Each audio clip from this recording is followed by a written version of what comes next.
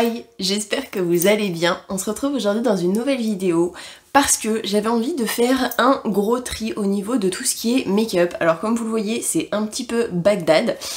Ça fait un moment que j'ai pas passé de commande make-up et il y a beaucoup de choses qui sont ouvertes depuis longtemps et que franchement j'ai trop la flemme de jeter. Je me suis dit que ça pouvait être sympa de le faire en vidéo et pas de le faire dans mon coin. Donc si cette vidéo vous intéresse, je vous laisse avec la suite.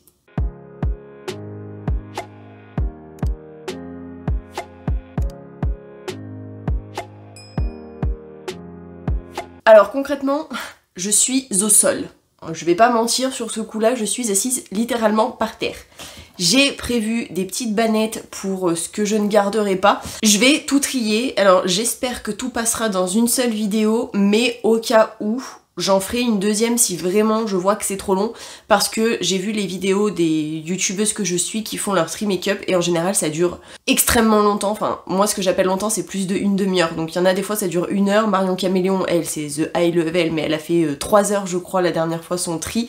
Donc je vais peut-être diviser cette vidéo en deux, je sais pas trop encore comment ça va se goupiller, selon le temps que je vais tourner. Sachant que je sais pas trop quoi en faire, j'ai pas envie de les jeter pour dire de les jeter, là je vais déjà trier et je vais y mettre dans des boîtes, des trucs comme ça en attendant de savoir ce que j'en fais réellement. Si vous avez des idées, n'hésitez pas à me le dire dans les commentaires, après moi je chercherai je pense de mon côté toute seule pour voir ce que je peux en faire, parce que ça me fait de la peine d'y jeter. Après tout ce qui est rouge à lèvres, fond de teint, anti-cerne, où la texture peut bouger, ça je pense que je vais y jeter, mais tout ce qui est palette de fard à paupières, palette pour les yeux ou palette pour le teint, je me dis que ça peut toujours être utile, même si je sais qu'il y a des dates entre guillemets de péremption 12 mois après ou 6 mois après, je verrai quand je ferai le tri, mais je me dis que ça peut toujours être utile, donc je sais pas trop quoi en faire, je dois avouer. Donc n'hésitez pas à me dire dans les commentaires. Par quoi je commence? Bon, je vais commencer avec le teint. Alors, le premier blush, il s'agit d'un blush essence. Je sais pas trop si je vais le garder celui-là. Au niveau de la teinte, je trouve que c'est un petit peu trop rosé pour moi. Après, je l'ai acheté il y a pas très longtemps, donc celui-là, je vais le garder. Le Milani, je le surkiffe, c'est le Sunset Passionné Baked Power Blush. Franchement, je le garde. Le Wet n Wild blush fard à jour en teinte Pinch Me Pink. Celui-là, j'ai pas vraiment trop envie de le garder au niveau de la teinte, je le trouve trop rosé. Le Shiglam qui se présente comme ceci, je l'aime bien, mais je le trouve peut-être, je vais pas dire trop clair pour ma peau, mais il est trop... j'aime pas la teinte. Le petit blush de chez L'Oréal, donc le 165 Rose Bonne Mine Blush, qui se présente comme ceci. Il y a un petit pinceau là. Ça date d'il y a un moment et je le trouve trop pailleté personnellement. Le Max More. Les Max More c'est bien quand on débute au niveau du maquillage, mais quand on... Alors je vais pas dire que je vais pas avoir la prétention de dire que j'ai un bon niveau en make-up, mais... Au bout d'un moment, je commence à un peu avoir l'habitude et ça, c'est bien quand on commence. Moi, personnellement, je suis pas fan et je l'utilise quasiment pas. Celui-ci, que j'ai essayé dans ma vidéo ASMR Make-up, je vais le garder parce que ça fait pas longtemps que je l'ai et que du coup, la teinte, on va dire, me plaît et que ça fait pas longtemps que je l'ai, donc je vais pas le jeter. Ouais, il est moyen, mais ça va. Un autre... blush de chez Shiglam, là il y a le miroir, c'est pour ça que je mets ma main dessus. C'est le Beauty Blush Palette 02 Corail de chez Shiglam. Je le trouve bien, après il est peut-être un peu clair et ça fait un moment que je l'ai donc je vais le dégager. Alors, en blush que j'ai reçu il y a un bon moment maintenant, de la marque Belle Hypoallergénique, j'ai reçu le 01 Saturne. C'était dans un calendrier de l'Avent, mais alors concrètement ça ressemble pas du tout à un blush. Le truc il est marron. On dirait plutôt une poudre matifiante pour anti-cerne ou un truc comme ça. Donc, non. Mon blush de chez Tarte, le Amazonian Clay en teinte Exposed. Comment vous dire qu'il s'est éclaté littéralement au sol. Donc, malheureusement, il est en miettes et j'ai pas envie d'essayer de le retravailler parce que ça va modifier la texture et j'ai pas forcément envie. Donc, ça me brise le cœur, mais il va falloir que je le jette. Ensuite, un fard à joues comme ceci, un blush de chez Beauty Bay. Ça fait extrêmement longtemps que je l'ai et même si je kiffe la couleur, il est plus mat que pailleté, donc moi je préfère quand c'est comme ça, quand c'est trop lumineux, je suis pas hyper fan. Je l'adore mais il va falloir que je le jette. Ensuite, le blush de chez Révolution, c'est le Blusher Reloaded Rhubarb and Custard. Va falloir que je l'enlève parce que ça fait extrêmement longtemps que je l'ai et même si je l'adore, faut que je m'en débarrasse. À la fin de la vidéo, je vais me retrouver avec 2 blushs, ça va être super. Ensuite, en cadeau, dans un calendrier de l'Avent, j'avais reçu le blush fard à joues scintillant qui confère aux joues des reflets roses éclatants. C'est le Luminous Blush de chez Essence. Alors franchement, il est magnifique. Il est pailleté, irisé, je sais pas trop. Mais personnellement, il est trop foncé pour ma carnation. Je trouve en tout cas. Après, à utiliser avec parcimonie, peut-être que ça peut le faire. Mais moi, je suis moyennement fan. Et alors... de chez Belle Hypoallergénique que j'ai reçu aussi dans un calendrier, je dirais il y a au moins 2 ans. Et on a ce petit truc, donc c'est un Face and Body Illuminating Powder. Alors moi ce que je trouve bizarre c'est qu'il y a marqué fard à joues, hypoallergénique, visage et corps. Ça ressemble plutôt à un highlighter mais un highlighter foncé. Donc je suis pas hyper fan personnellement, il est trop foncé pour ma peau. Sans transition aucune, on va continuer avec les highlighters. Alors j'ai acheté celui-ci chez SheGlam, donc sur Shein. C'est la Face Palette Powder, Chrome Highlight 03 Lightning Dust. Alors, le côté clair, j'avoue que pour l'highlighter, c'est nickel. Et le côté bronzer, enfin, le plus foncé, ça peut faire côté bronzer, je trouve. Après, le bronzer, je le trouve peut-être un peu trop irisé, vu qu'il est de la même matière que l'highlighter. Donc, je pense que trop pailleté pour moi. De chez Beauty Bay, j'avais pris l'highlighter en teinte Beam de chez Beauty Bay. Franchement... je crois que je l'aimais plutôt bien, je me souviens plus trop. Alors après, je l'utilisais pas énormément, mais j'ai l'impression qu'il est un petit peu foncé par rapport à ma carnation. De chez Wet n Wild, j'avais le Mega Glow Highlighting Powder, qui se présente comme ceci, Precious Petals. Qui se présente comme ça. Alors, l'imprimé qu'il y a sur l'highlighter est magnifique, autant je le trouve un peu trop foncé pour ma carnation. Ensuite, j'avais reçu dans un calendrier de l'Avent de la marque Essence le highlighter. Eh ben c'est tout ce qu'ils disent. Le highlighter. Genre, je sais pas s'il y en a plusieurs ou pas. Alors, il est magnifique. Par contre, il est vraiment, j'allais dire gold. Un peu trop foncé pour ma carnation peut-être. Mais franchement, il est sublime. Et j'adore les petits effets étoilés qu'ils ont mis dessus. Ça fait vraiment calendrier de l'Avent et Noël, quoi.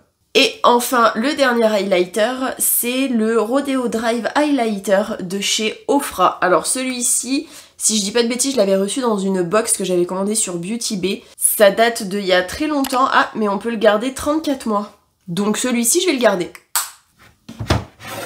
En highlighter, j'avais acheté l'highlighter liquide Glow Mon Amour Goutte Illuminatrice Highlighting Drop de chez L'Oréal, sauf que, comment vous dire que même si c'est 24 mois, ça bouge même pas dedans, donc ça date d'il y a bien plus de 24 mois je pense, donc ça me fend le cœur, mais ça je vais devoir le jeter, je pense pas pouvoir le donner. Que j'ai acheté il y a pas longtemps dans la vidéo ASMR Make-up de chez Action. J'ai pris une petite palette de highlighter et de bronzer. Alors, l'highlighter, je trouve qu'il est plutôt subtil, mais je le trouve plutôt pas mal. Et le bronzer, je trouve qu'il s'étale... Enfin, il est pas... J'ai beau le travailler, je trouve qu'il est pas... Il s'estompe pas très bien. Moi, je trouve en tout cas. Je vais le garder parce que je l'ai acheté il y a pas longtemps, mais après, je suis moyennement fan. En bronzer que je m'étais acheté chez Wet n Wild, j'ai pris le Coloricon Bronzer en teinte Ticket to Brazil, qui se présente comme ceci. Alors, en soi, j'adore la petite feuille qu'ils ont mis sur le bronzer, mais pour une fois que je dis ça, je le trouve peut-être un peu clair pour un bronzer. La meuf, à peine chiante, les trop foncés, ils sont trop foncés, et là, il est trop clair. Que j'avais acheté de chez L'Oréal en grande surface, j'avais pris le Back to Bronze. Est-ce qu'il y a une teinte 02 Sun Kiss? Alors là, ça fait un moment que je l'ai acheté et ça se garde 24 mois. Ouais, mais sur ce coup-là, je pense que ça fait bien plus de 24 mois que je l'ai acheté. Donc, je me souviens plus trop comment il était. Après, ce qui est cool, c'est qu'il est pas brillant. Donc moi, j'aime bien l'effet mat quand c'est du bronzer. Quand c'est le blush, il peut être irisé, mais pas trop. Après... si le bronzer est un petit peu irisé, ça peut le faire, mais je préfère quand c'est un peu plus mat, mais pas vraiment le truc genre pailleté, bien style highlighter, ça je supporte pas. Mais celui-là, il était bien.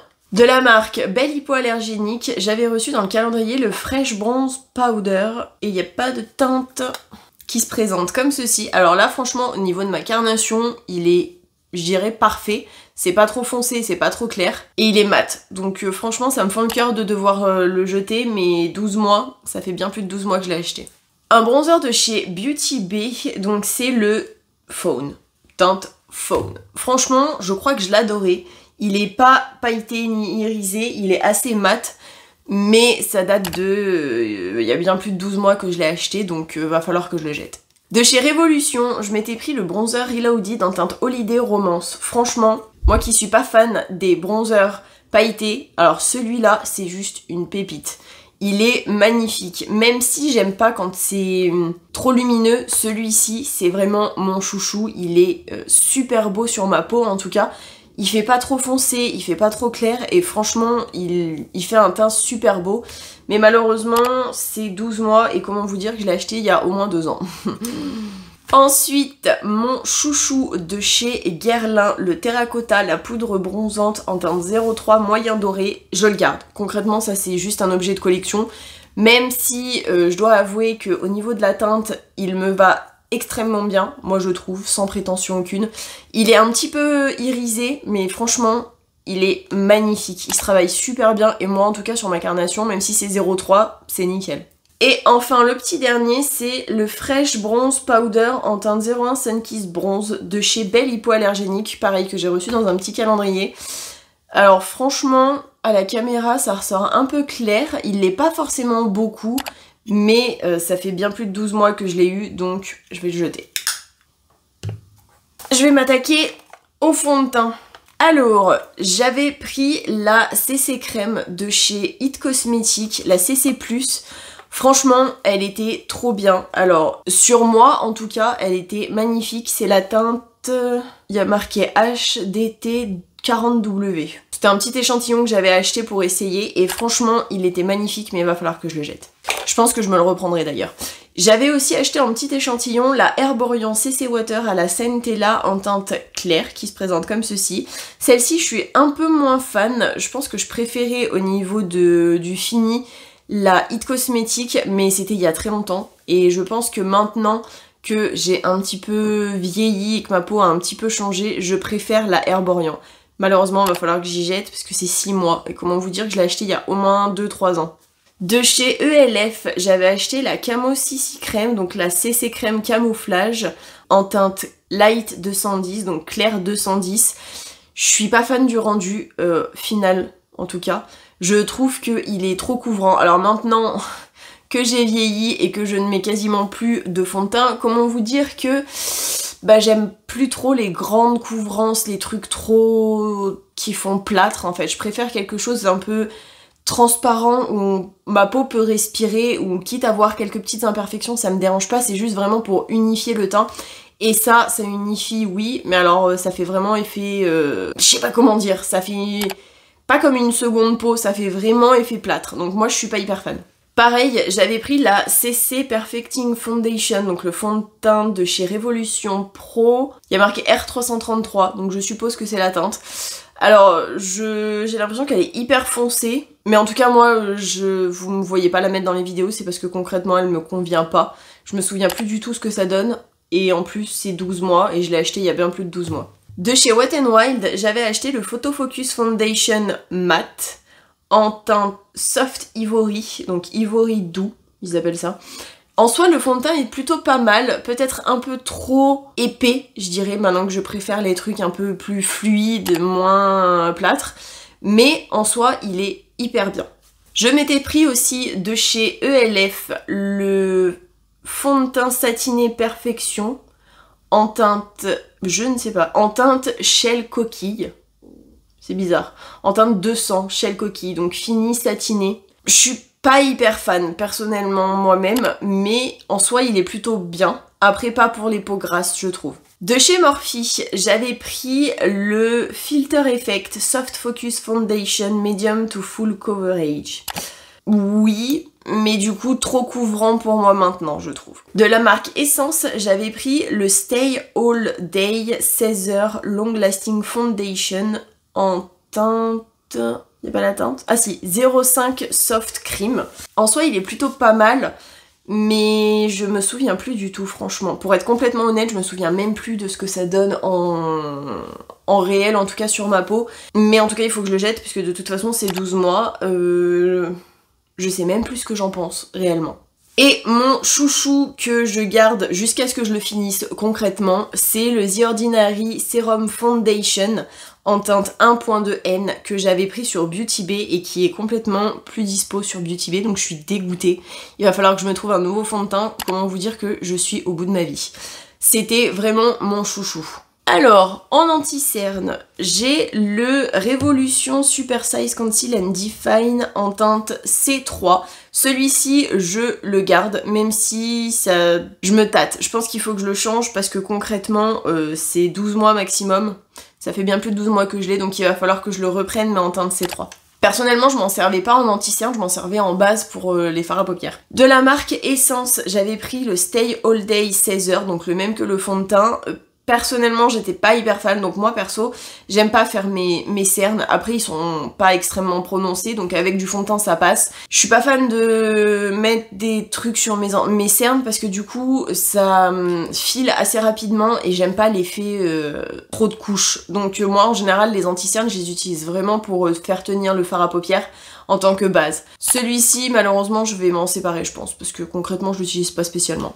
De la marque Max & More, j'ai pris le concealer en teinte 110 Oni, parce que concrètement c'était le seul qu'il y avait dans le rayon, que je voulais quelque chose pour faire tenir des fards à paupières, et qu'au final c'est un fail. Après, pareil, tout ce qui est Max & More, c'est pour ceux qui vraiment débutent dans le maquillage, et encore, c'est pas de la hyper bonne qualité pour le prix, c'est vraiment si vous avez pas le choix. Moi perso, je l'ai pris pour essayer, et même si le rapport qualité-prix est bon, je suis pas hyper fan. J'avais pris aussi de la marque Révolution, la Super Base Creator Révolution, base à paupières. Alors déjà, c'est hyper clair je trouve, et même si c'est une base, je trouve qu'elle est trop épaisse. Je la trouve pas assez... Alors, je sais que c'est le but d'une base pour les yeux, mais franchement, personnellement, je suis moyennement fan. En poudre fixatrice pour le fond de teint, j'avais pris de la marque Révolution, la Baking Powder, en teinte translucente qui se présente comme ceci, mais là c'est 12 mois et les poudres je sais pas trop si je peux y garder ou pas, mais personnellement je l'utilise pas spécialement. Elle est bien, mais moi je trouve que sur moi en tout cas elle est pas, je vais pas dire pas efficace, mais elle fait un peu trop rigide. Je trouve qu'elle fait bien son taf, mais c'est une poudre de baking, donc en caméra ou en photo j'ai l'impression que ça se voit énormément, qu'on voit la différence, par exemple si on le met que sous les yeux. Au niveau de l'anti-cerne, j'ai l'impression que ça fait vraiment un effet photo... Comment on appelle ça? Photo flash? Photo... je sais même plus comment ça s'appelle. Mais en gros, ça fait grave... on voit la poudre de baking, donc moi, ça me pose un petit problème quand même. De chez Essence, j'avais pris la All About Matte Fixing Compact Powder en teinte blanche, comme ceci. Alors, personnellement, j'aime bien. Pendant un temps, ça me dérangeait pas que les poudres soient transparentes. Le problème, c'est que ça éclaircit le teint, donc si on le fait sous les yeux ou la zone T ou des trucs du style, pourquoi pas. Mais tout le teint, si le fond de teint est trop foncé, oui, je trouve que c'est une bonne solution, sinon, moyennement fan. Et enfin, la dernière poudre que j'ai pris, c'est la Back & Set Setting Powder, poudre de fixation de chez Morphe en teinte translucente. Celle-ci, pareil, ils disent 12 mois, comment vous dire que ça fait bien plus de 12 mois, donc il va falloir que j'en rachète une. Et franchement, celle de chez Morphe, elle est juste trop bien, je trouve. Je vais m'arrêter là pour cette première vidéo. Je ferai une deuxième partie avec les palettes, les rouges à lèvres et les mascaras. Si cette vidéo vous a plu, n'hésitez pas à la liker, ça me fera super plaisir. À vous abonner avec ma tête qui s'affichera juste après. Et si vous le souhaitez, à me laisser un petit commentaire pour me dire ce que je peux en faire concrètement de tout ce que je vais devoir jeter, parce que ça me brise le cœur de devoir me séparer de tout ça, mais j'ai pas vraiment le choix au bout d'un moment. Je commence à avoir trop de choses, alors j'ai pas énormément de choses comme les grosses youtubeuses, mais à force d'acheter depuis 3 ans maintenant que j'ai ma chaîne, comment vous dire que je commence à avoir pas mal de trucs et qu'il y a des dates de péremption. Donc bon, je vous fais plein à tous et à toutes d'énormes bisous, j'espère que vous avez passé un bon moment en ma compagnie et je vous dis à la prochaine pour une prochaine vidéo.